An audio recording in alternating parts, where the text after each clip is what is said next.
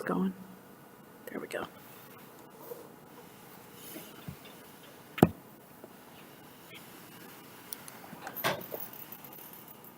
Okay, there I am. Are we recording? Yes. Okay. All right, so today I have my last and final speech for my class, and we're a little short on people. A student called in, not feeling very good, but we're going to go ahead and proceed anyway. Today, I wanted to talk to you a little bit about volunteering. So, heard it said that doing things out of the goodness of your heart and expect nothing in return. I say do good things and expect some type of self-fulfillment. Why donate your time if you're not going to get anything out of it? So remember that statement as we move forward. So first of all, why volunteer? Why do I volunteer? I have a sense of accomplishment. I feel like I'm giving back to the community. I'm hopefully taking the load off someone else. I hopefully keep taxes and prices as low as possible. I enjoy the camaraderie. I feel like I belong, and to show that life is more important than money. So when you think about volunteering, yes, there's a certain amount of your time that is required. But we also get a lot out of it as far as how it benefits us as a person. And when we get to the end, I have an article I found that kind of puts out, almost like 30 different things why we volunteer as how it makes us feel good. So one of the biggest reasons I volunteer is because we just don't have the money, especially on Wahoo EMS, to staff a full-fledged EMS service. We're a small community of just shy of 5,000 people. We run quite a few calls. We're up around, I'm going to say, 500 calls, somewhere in there. As of this morning, I had Grant pull the numbers. But in order to serve our little community, there's no way we can afford to put paramedics on 24/7, 365 days a year. So we have to supplement it with volunteers. We do have one paid staff, that's Grant. He is there Monday through Friday, 8 to 4. Well, he's a one-man show. And you guys being an EMS know you need more than one person, right? You need at least a minimum of 2, so we rely heavily on volunteers for that. So that's keeping the taxes and prices as low as possible. So independent sector reported that the value of volunteer hours, if you want to put a price tag on it, is about $25 an hour. It's kind of what they figured is what a volunteer should be paid if they could be paid. So think about that. At $25 an hour, you're giving, in 4 hours, you just gave somebody $100 worth of your time. I don't really like putting a monetary value on it, but we're always looking at how much is this going to cost me. Well, think of it as about $25 an hour if you're volunteering. So they're going to do a quick cost comparison. All our research brought up this. 3 cities that are similar in population and how they go about using volunteers. And I want you to pay attention to their budget. So population, city 1, population 29,000, 45 volunteers, 40 career firefighters. So they got 85 people on this roster. Volunteers are not paid a salary. Some of these do have like a stipend, like they get $1,000 off something, or they get paid per call, whatever the case may be. This particular entity does both fire and EMS. They're budgeted for $4 million. That's their budget. Okay. City 2, population 31,000, so 2,000 more. They have 41 career guys and 5 volunteers. The 5 volunteers are not paid a salary of any kind, and they don't really have a stipend. They have a little bit of incentive, but nothing that you would quit your day job for, so to speak. They do fire and non-regular EMS. Their budget's right about $2.9 million. So you can see we're already in the millions of dollars. So we're looking at cities the size of Fremont, Grand Island, that type of stuff, if you need a population comparison. City 3, population 26,000, so we're about 5,000 shy of 31,000, but they have 105 volunteer firefighters. Volunteers are not paid a salary or a stipend. They run about 450 calls a year. They do fire and non-regular EMS. Their budget's $300,000. It's kind of a big jump, isn't it? Going from the millions to the hundreds of thousands. Because there's no salary put in here. Where these guys all have salary to deal with, there's no salary placed in there. So it keeps the cost down as far as that. Now these entities do pay for equipment, training, personal protective equipment, that type of stuff. This last City 3, last year I think their budget was $500,000. They've actually decreased it by $200,000 when the study came out. So you can see right there, there's a huge impact on the volunteerism as far as budget-wise compared to the other two cities, which makes it a very viable, it's a viable thing at that point. So looking at Wahoo EMS from 1/1, so January 1st of this year till today, Wahoo EMS has logged 12,469 man hours. So what that means is out of the number of calls we've had an EMS director or a paid paramedic on some of those, but the rest have been mostly staffed by volunteers. So there could be anywhere from 2 people to 10 people on a particular call.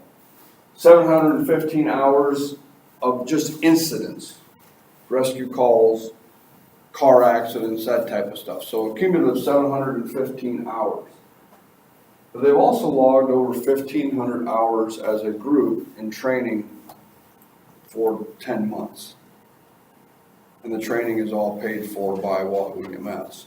So if you had to attach a dollar sign to 12,469 hours, let's do the math real quick and see what, according to what they said, our 24.69 times 12469, $307,859 if you were to put the $25 or $24.69 on the total number of man hours per the incident. Now, if they get paid for the training, add another 1,500 hours to that cost, and you're sitting up around $500,000, if not more. And this is just the EMS side. This isn't even talking the fire side. So you have a lot of different things that, when you plan for this, you realize how quickly the city, quote unquote, is getting over $300,000 of quote unquote free labor. It's not costing them anything. That allows the city to do other things. It allows us, for the city, to buy and pay for equipment for us that maybe we wouldn't be able to get if we were paid a salary or even a stipend. So, Wahoo EMS does, paramedics and EMTs that take transports do get a monetary value, but it's very small in comparison to a full-time wage. Not to mention, there's just workman's comp and insurance, but we don't ever see the cost of that. But if you're a full-time employee, then you get, work comp, 401k, all of that stuff, which volunteers, we don't. So, we talked a little bit about why I do it, the cost savings and how important it is, but why should you volunteer? So, this particular article is 12 reasons why people volunteer. And it's May of 2012, so it's within the last 6 years. But if you look down there, there's a personal tie to the cause. Volunteering is a great way to build a resume. So if you younger guys and gals are looking for resume builder, volunteering is fantastic. Good way to bridge the gap between yourself and others who you may perceive as different. Well, you're an EMS, congratulations. We're all different in our own little weird way. Volunteering sets a good example for others. Meeting like-minded, motivated, positive people is super easy. Typically when you volunteer, doesn't everybody kind of want to be there? I mean, it's volunteer work. If you don't want to be there, you don't go. So you meet people that are very much like you, that enjoy the same things you do. Volunteering can offer unique and exciting opportunities. Doing good is important. Would you, at least agree to that statement, if nothing else, that doing good is a good thing? Volunteering creates empowerment. Volunteering has never been easier. Volunteering can help you get or stay healthy. Volunteering gives greater perspective and self-awareness. And the last one, volunteering is good for you. So just on those aspects right there, that is 12 reasons why people volunteer. But when we talked about at the very beginning that, those all seem like pretty good things, I found another article that I like even better. For some reason my link didn't work here. Skip out for a second.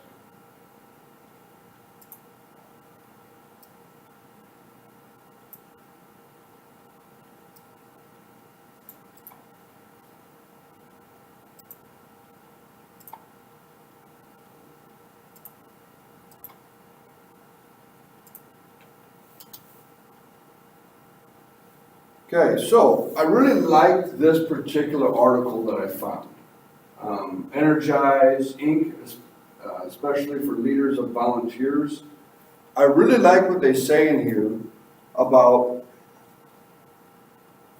instead of considering volunteers something you do for people who are not as fortunate as yourself, think of it as being an exchange.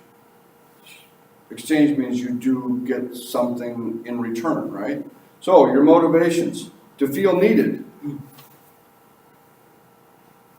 So now we're talking about volunteerism as making you feel like you're needed.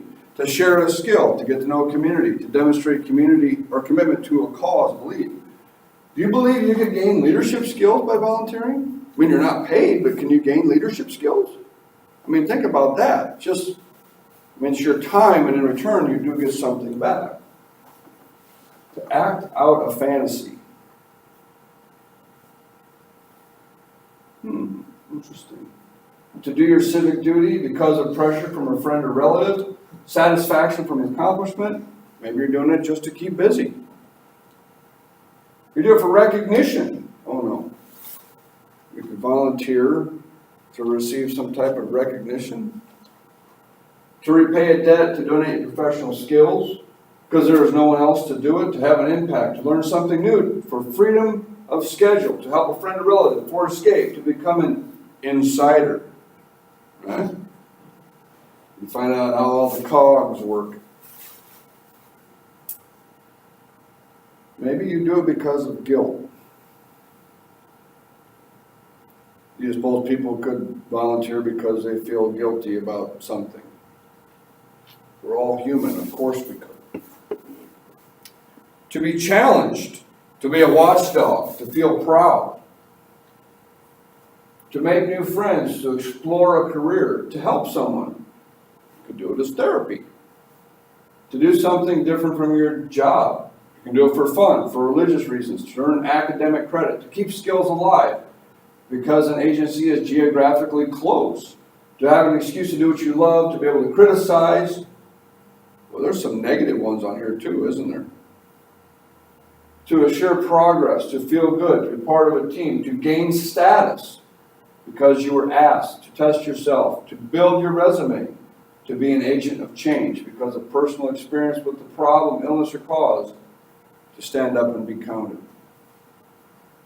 So the beauty of this particular article, which I've said for years, is it's a lot more than just doing it for someone or something. There is a return that you get back from doing this. So looking at this list, and I know the number one thing people usually talk about is why they don't volunteer, because of time. Now I want you to just pay attention to your time. Is there any time you could donate? I volunteer overnight and on the weekends if I'm around, because that's really when I have time to do it. Do I sacrifice some sleep? Absolutely. But on the flip side, I feel like I'm part of a team, a group, something bigger than myself. And they need me for some of these reasons. I need to do it for some of these reasons. So I just ask that you guys would look into volunteering somewhere. It doesn't have to be EMS. If you like dogs, go down and volunteer at the Humane Society to walk dogs. They need dog walkers. They need somebody to hang out with the puppies. And even if you could only do it for 3 hours every 2 weeks, they'll be happy to have your help, because volunteering, again, the biggest thing is cutting costs. So we talked a little bit about why I volunteer. We talked about the impact as far as monetarily wise, and I think gave you at least a few reasons why I think maybe you guys should donate your time. Thank you.